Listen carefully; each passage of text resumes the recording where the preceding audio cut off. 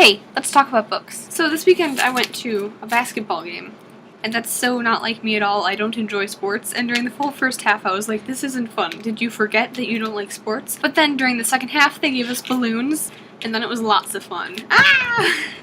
Anyway, I haven't been reading or making videos a lot since school started, because school requires a lot of homework, and homework requires a lot of procrastination, so what with the procrastinating and the homework, I haven't had time to do other things. Anyway, the first, few books that I read in January were all written in letter format, and it wasn't really on purpose at all. So I thought I would just talk about those 4 books and how letter writing works in narrative stories.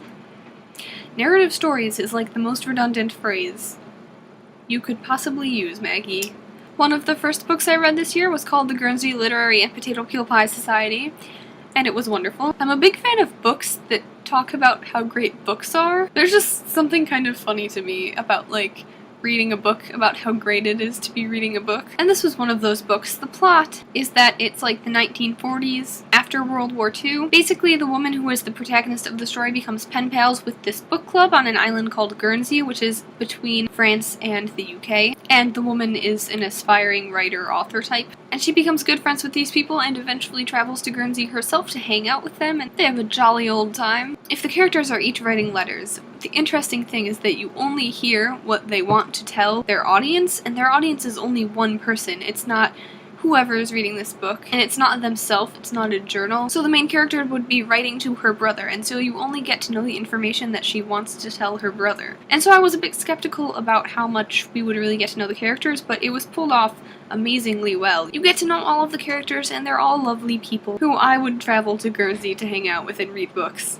And eat some potato peel pie, even though that sounds disgusting. 84 Charing Cross Road is a very similar book, only it is non-fiction. These are actual letters that actual people sent back and forth to each other. This is also a book about how wonderful books are. The main character is a woman in the US, and she is sending letters to a bookseller in the UK to get rare copies of books that she wants and things like that. And she starts regularly corresponding with people at that bookstore, and they become friends. This book is a bit sad, especially in the second half. Sometimes it got really confusing because I know that there are letters that were left out of this one because it would make reference to books that she said she had bought but they had not brought up before, and it just left me confused about why they had left those letters out. Did they just not find those ones, or did they just not think they were relevant? Were they not entertaining? And I slightly had this problem with Guernsey too. I was wondering whether more letters had been exchanged than we were shown. But yeah, that's an interesting thing, that you only get shown bits and pieces of the stories through a certain lens.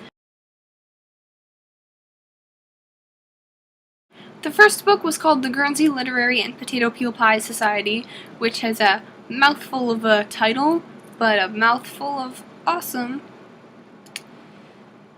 Wow, I can't believe I just said that. Okay.